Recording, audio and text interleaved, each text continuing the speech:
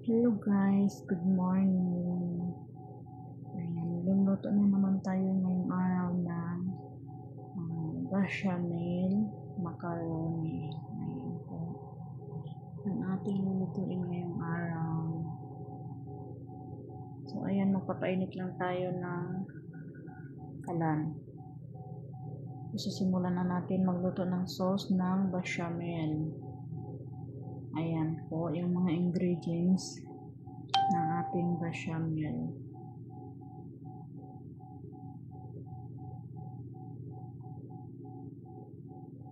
So, ayan guys, igigisa lang natin yung white onion. Ayan. Tapos, isusunod natin yung bell pepper na yellow and red. So, ayan po, nalagay na natin yung bell pepper na yellow and red. Ayan. Gigisa lang natin siya ng 3 minutes. Ayan po.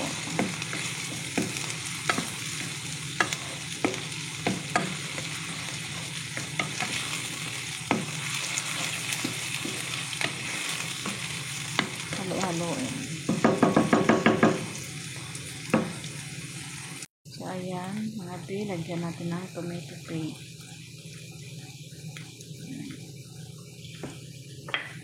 Haluin.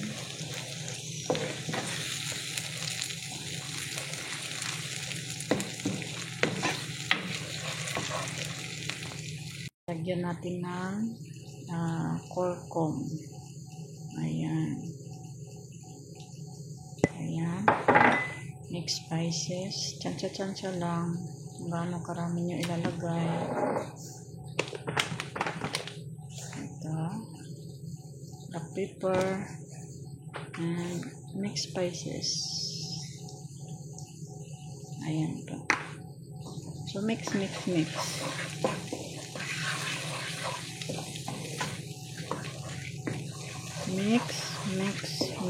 Ayan, mikos. Ganyan. Ang susunod natin ilalagay is yung chicken. O, diba?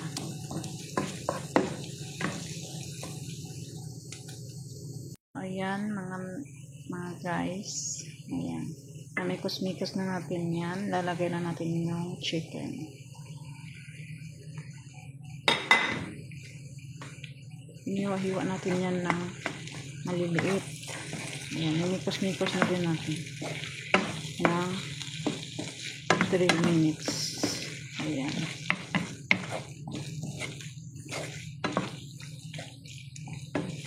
Ganyan ako gumawa ng sauce ng bechamel. Diba? Ayan. So, takpan lang natin ng 3 minutes guys.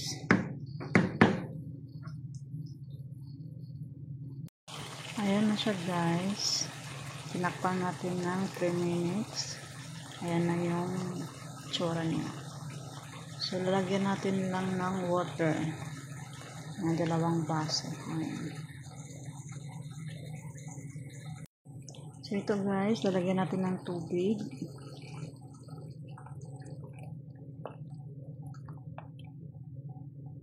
Ayan. 2 baso lang yun. At imikos.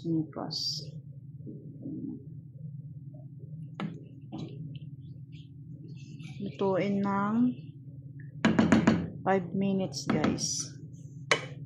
Ayan, tatakpan muna natin para maluto siya.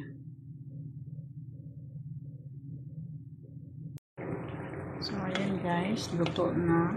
Pwede na siya papatayin. Ayan. Ito na yan guys. So, next step, gagawa tayo ng yung sa taas niya, yung bechamel talaga. Ayan. Next video tayo guys, kasi nataas na itong video ko. Kaya bye bye. Thank you for watching.